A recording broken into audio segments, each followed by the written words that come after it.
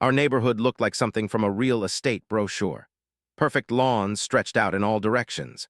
Houses with identical trim and regulated paint colors. Neighbors who waved from their driveways but rarely spoke beyond pleasantries. Maple Hills Estates had rules for everything. Mailbox height, acceptable garden flowers, even which days you could have guests park on your street. I never paid much attention to the homeowners association until Julia's accident. 2 years ago, my wife slipped on black ice outside her office building. The fall shattered 2 vertebrae in her lower spine. After 3 surgeries and countless therapy sessions, the doctors confirmed what we already feared. She would never walk unassisted again. Our lives changed overnight. The house we had loved for its character suddenly became an obstacle course of narrow doorways and impossible steps. I renovated the interior first, widening door frames, installing grab bars, creating a bathroom she could navigate independently. Then came the biggest challenge, the steep driveway that prevented her from leaving or entering without my complete assistance. The solution seemed simple, a smooth concrete ramp with a gentle gradient matching our driveway color, nothing extravagant, just a slope that would allow my wife to roll herself in and out of our home without feeling helpless. The contractor finished it on a Tuesday. By Thursday, the first letter arrived. It sat innocently in our mailbox, the HOA logo stamped in the corner. "Violation, unauthorized property modification," the heading declared in bold red letters.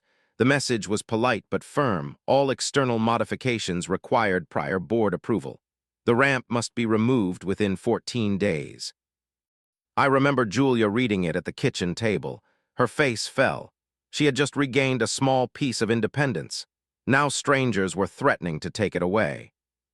"This has to be a misunderstanding," I told her, squeezing her shoulder. "I will talk to them.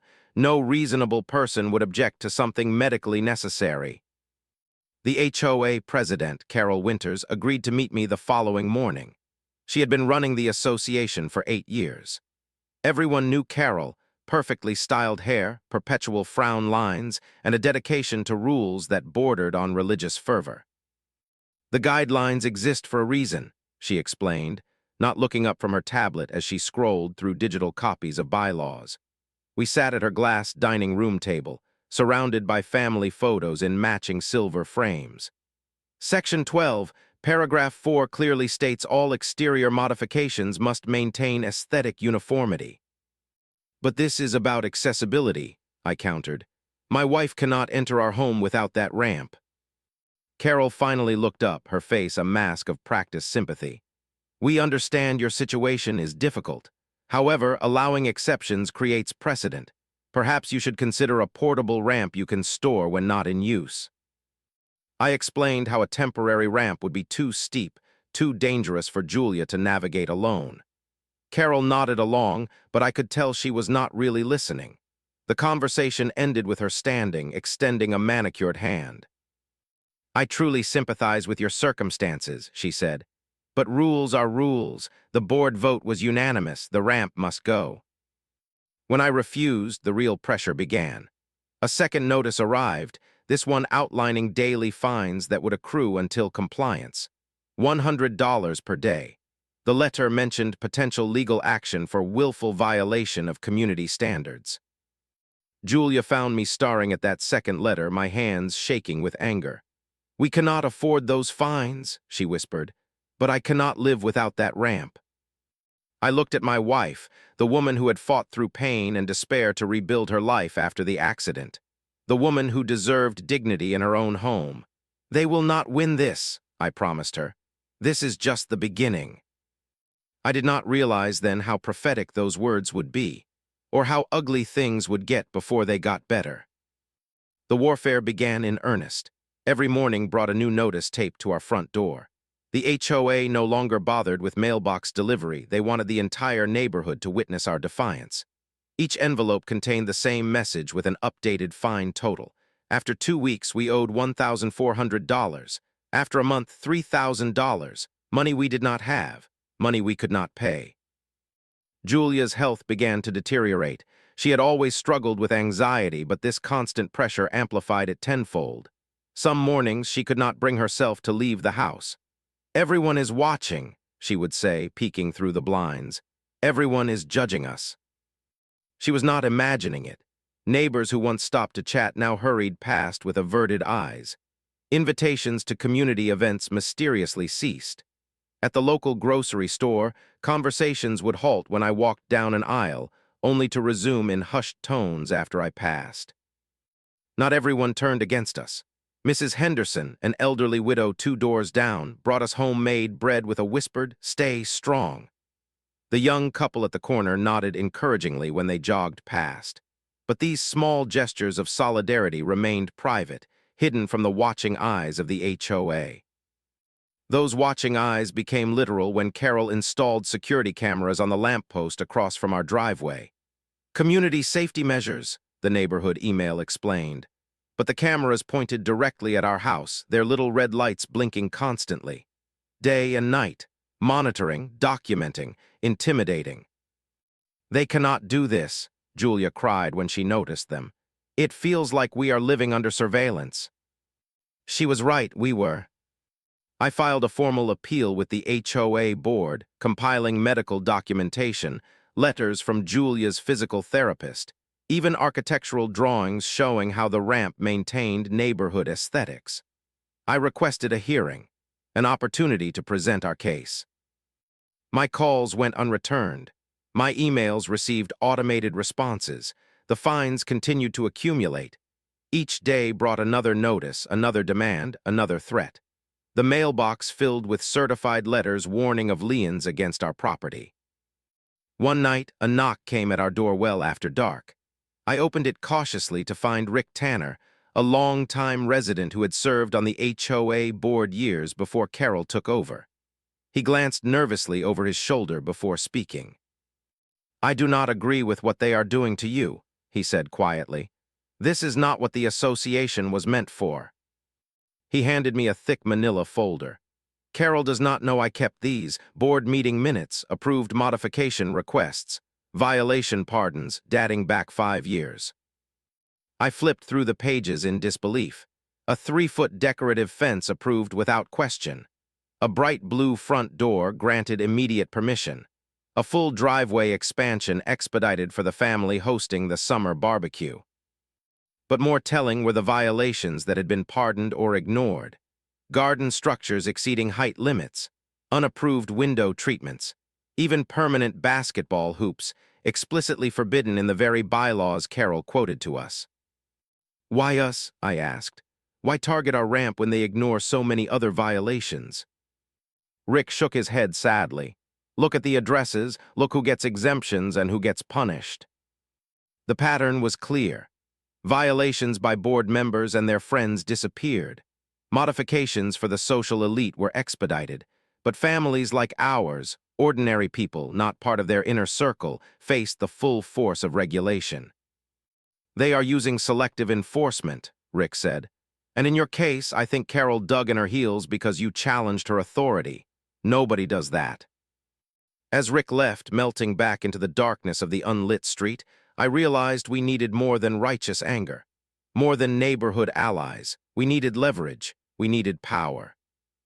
That night, as Julia slept fitfully beside me, I began researching. If the HOA would use their rulebook against us, I needed to find a bigger rulebook to fight back. Information became my weapon. Every night after Julia went to bed, I hunched over my laptop, digging through legal websites, disability forums, housing regulations. I printed articles, highlighted passages, filled notebooks with potential strategies. Our coffee table disappeared under stacks of research. 3 days into my investigation, I found it. The Americans with Disabilities Act. Federal law designed to protect people like Julia from exactly this type of discrimination. I read case after case where private entities, including HOAs, were forced to accommodate reasonable modifications for disabled residents.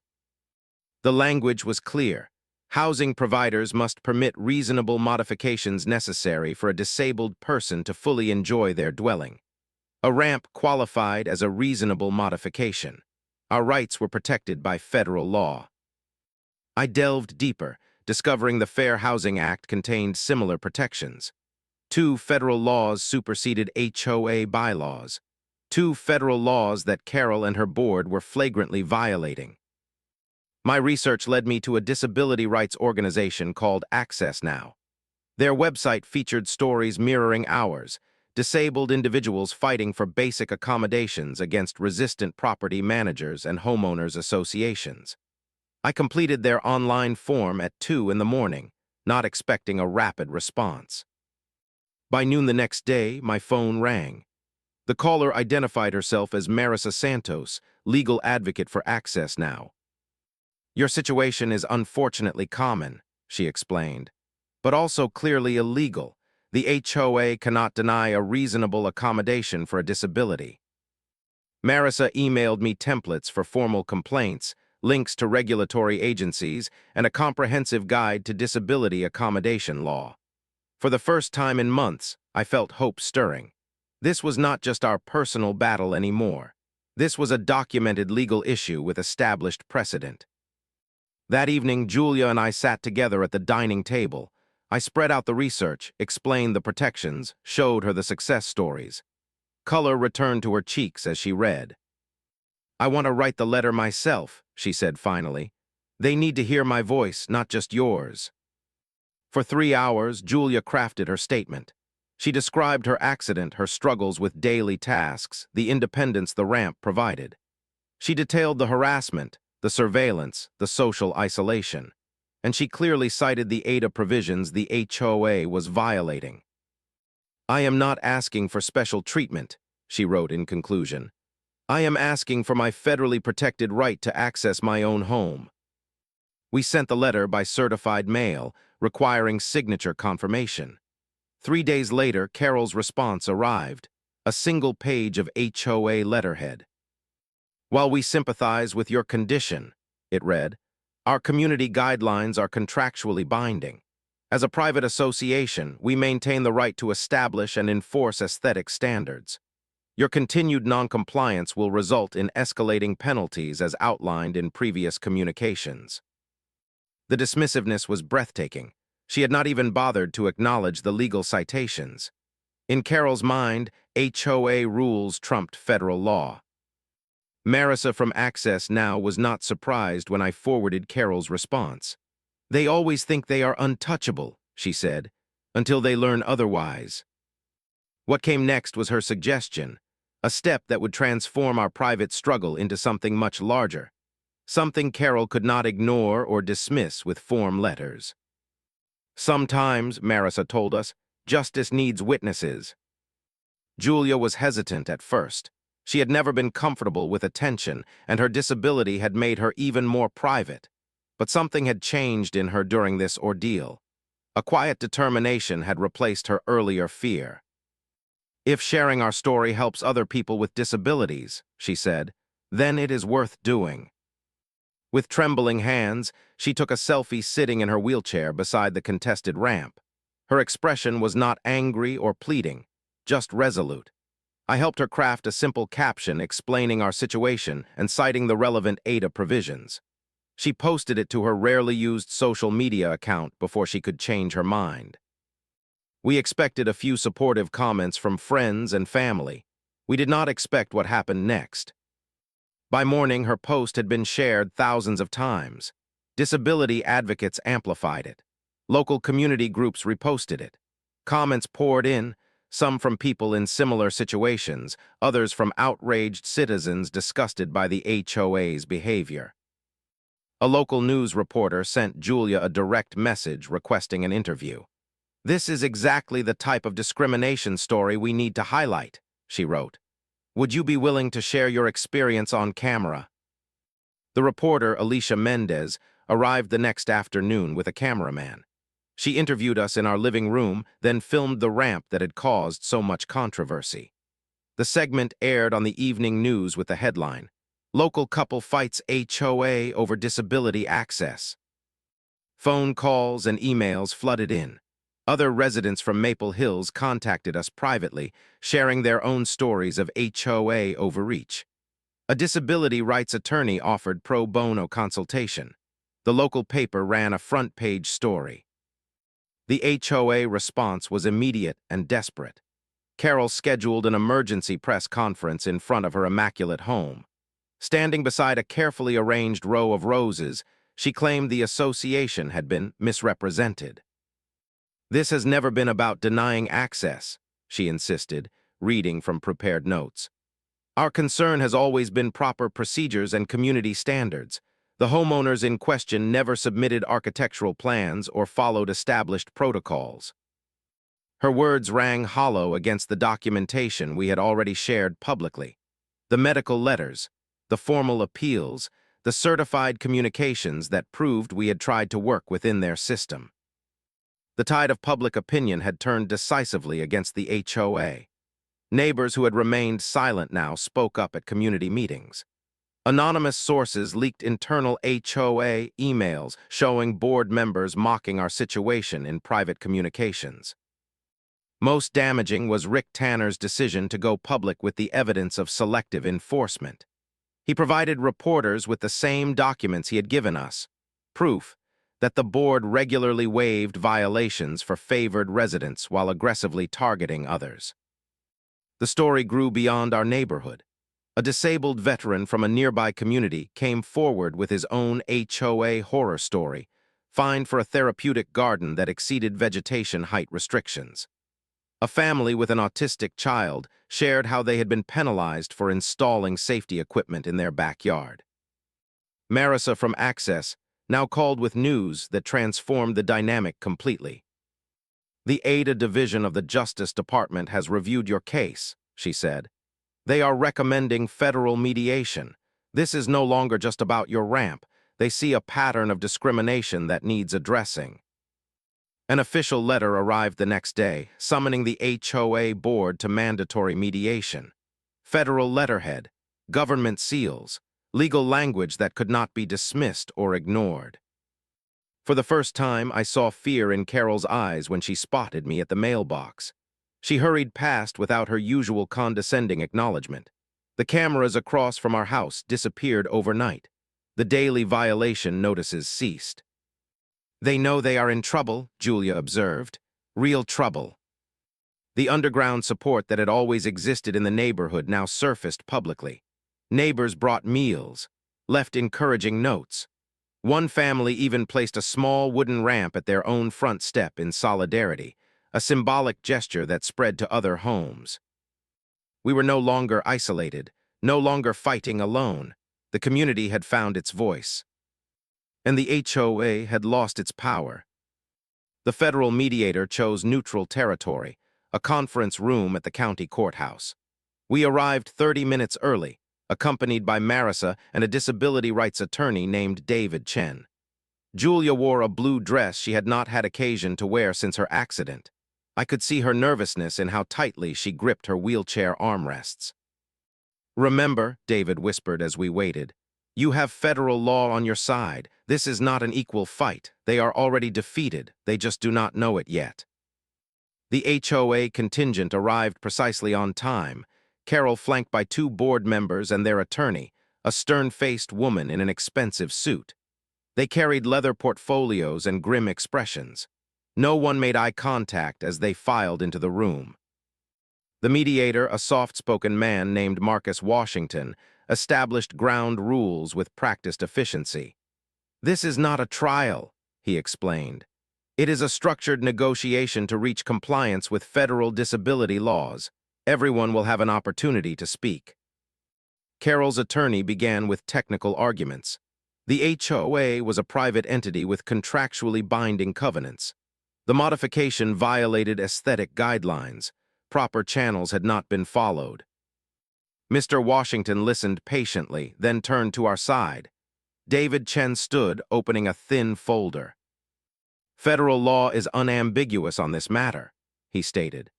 "The Fair Housing Act and Americans with Disabilities Act both explicitly protect the rights of disabled individuals to make reasonable modifications necessary for accessibility. Multiple court precedents have established that private HOA covenants cannot supersede these federal protections." He placed several case citations before the mediator. "These prior rulings clearly establish that a wheelchair ramp constitutes a reasonable accommodation that cannot be denied." The HOA attorney looked increasingly uncomfortable as David continued methodically dismantling their position. She whispered urgently to Carol, who shook her head stubbornly. When David finished, Mr. Washington turned to Julia. "Would you like to speak about your experience?" Julia wheeled herself forward slightly. Her voice trembled at first but grew stronger with each sentence. "Before my accident, I took simple things for granted. Entering my own home, checking the mail, feeling the sun on my face in my own front yard. The ramp restored a small piece of my independence. Being able to come and go without assistance preserves my dignity." Her eyes met Carol's directly. "When you demanded we remove the ramp, you were not just enforcing a rule. You were asking me to become a prisoner in my own home, to depend on my husband for even the most basic movement, to sacrifice my autonomy for your aesthetic preferences." The room fell silent when she finished. Even the court reporter paused, her fingers hovering above the stenotype keys. Mr. Washington cleared his throat. "Based on the documentation provided and applicable federal statutes, my preliminary finding is that denial of this accessibility modification constitutes discrimination under the ADA and FHA." He turned to the HOA representatives. "The board has several options. You can consent to the existing modification, propose a mutually acceptable alternative that provides equivalent accessibility, or face potential federal enforcement action." Carol's composure finally cracked. "This is absurd. If we allow exceptions, where does it end? Ramps today, gaudy handrails tomorrow, then elevator towers and who knows what else." "That is not how reasonable accommodation works," Mr. Washington replied calmly. "Each case is evaluated individually based on medical necessity and reasonableness." After a tense private consultation with their attorney, the HOA representative reluctantly agreed to the mediator's terms: immediate cessation of all fines, formal approval of the ramp, amendment of HOA bylaws to comply with federal accessibility standards, and mandatory training for board members on disability accommodation laws. Carol refused to sign the agreement. She gathered her belongings and stormed out, leaving her fellow board members to complete the formalities. They looked relieved as they signed the documents. Perhaps they had never fully supported the campaign against us, but had lacked the courage to oppose Carol. As we left the courthouse, sunshine broke through the clouds. Julia tilted her face upward, smiling for the first time in months. "It is over," she whispered. "We won." But victories are rarely so neat and complete. The real changes were only beginning. Word of the mediation outcome spread through the neighborhood like wildfire. The HOA's crushing defeat became the primary topic at dog walks, mailbox encounters, and impromptu driveway conversations.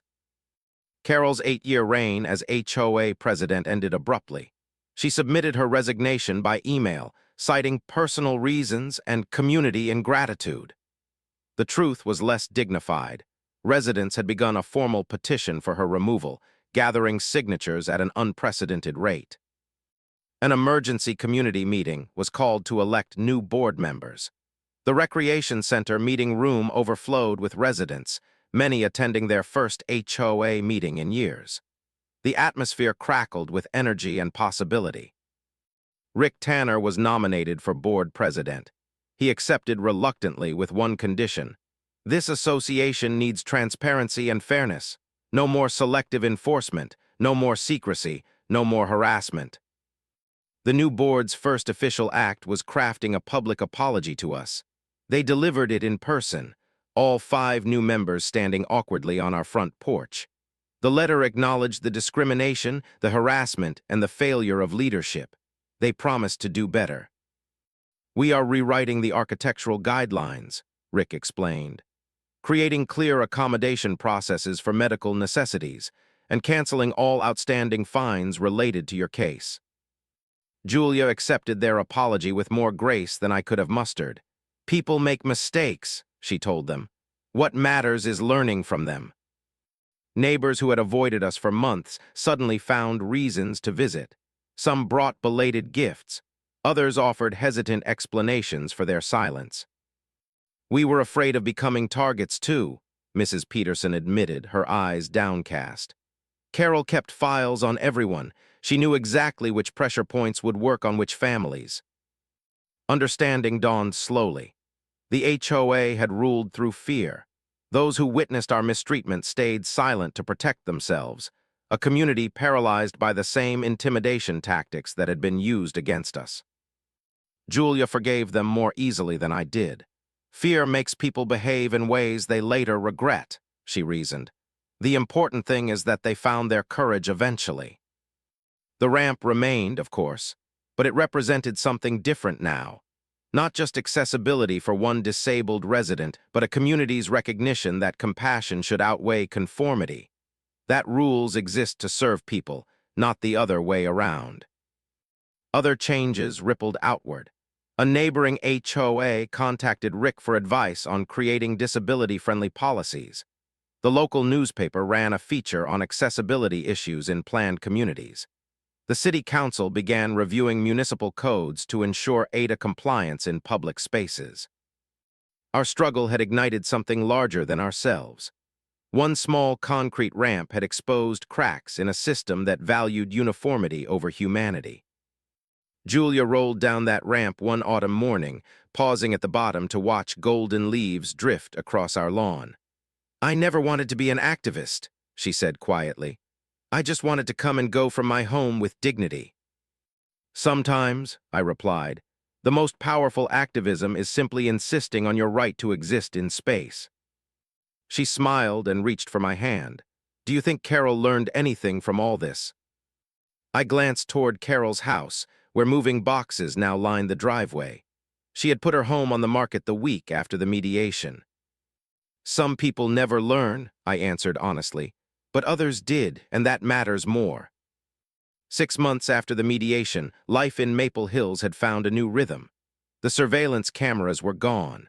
The daily violation notices were a fading memory. The ramp that caused so much conflict blended seamlessly into our property, no more remarkable than a garden path or driveway. The battle had taken its toll on both of us. Julia's health had suffered from the constant stress. I still found myself tensing whenever a car slowed near our house. Trust returns slowly after it has been broken. Healing takes longer than victory. But there were unexpected gifts among the scars. Julia discovered a strength she never knew she possessed. The woman who once apologized for needing assistance now advocated confidently for herself and others. She started a support group for disabled residents in our community, creating the belonging she had once been denied. I learned about justice, how it must sometimes be demanded rather than awaited, how standing firm against wrongdoing is not just a personal choice, but a communal responsibility. The most profound change came on a crisp spring morning when a moving truck appeared across the street. The Henderson house had sold after sitting vacant for months. We watched curiously as furniture appeared, followed by toys, bicycles, and finally, a specialized van with a wheelchair lift. The new family introduced themselves that afternoon, the Garcias, relocating from Arizona. Their daughter Sophia used a walker and sometimes a wheelchair due to cerebral palsy. They had chosen our neighborhood specifically because they had read about our case online. "We wanted a community that understood accessibility," Mrs. Garcia explained. "Somewhere Sophia would be welcomed, not just tolerated." Julia invited them for dinner the following weekend. As we ate, she described the resources available locally, the best physical therapists, accessible parks, supportive school programs, information she had compiled during her own journey. After the meal, Julia offered to show Sophia how she navigated the house. The two disappeared down the hallway, the younger girl asking questions about Julia's wheelchair with unbridled curiosity. "We were nervous about moving," Mr. Garcia confessed while they were gone. "Housing discrimination happens so often with disabled family members, but your story gave us hope that things can change." The next HOA newsletter arrived with a new section titled Accessibility Corner, featuring resources, accommodation request procedures, and an interview with Julia about creating inclusive communities. The column was to become a regular feature. Small changes accumulated. Neighbors installed ramps for elderly parents to visit more easily. The community center added accessible parking spaces without being prompted. The annual block party moved from a sloped area to flat ground so wheelchair users could participate fully. One evening, Julia and I sat on the front porch watching the sunset paint the sky in brilliant oranges and pinks. The air smelled of freshly cut grass and distant barbecues. Children's laughter echoed from a nearby yard. "Do you ever regret fighting so hard?" she asked suddenly. "It would have been easier to just move." I considered her question carefully. Easier, maybe, but not right. She nodded, her gaze fixed on the ramp leading down from our porch, the simple concrete slope that had become a symbol of something profound. "Sometimes justice is not loud," she said softly. "It is not courtroom dramas or public victories. Sometimes justice is simply not being stopped, being allowed to exist, to access, to belong." Her hand found mine in the gathering dusk. We sat in comfortable silence, watching our neighborhood settle into evening routines. Porch lights blinked on. Garage doors closed. Families gathered around dinner tables visible through lit windows. The ramp gleamed faintly in the last light of day, unassuming, functional, necessary. No longer a battleground, simply a path home. In the end, that was our greatest victory, not the legal win or the policy changes or even the community transformation. Just this, a disabled woman rolling freely into her home, belonging without question or challenge. The most ordinary of rights, the most extraordinary of triumphs.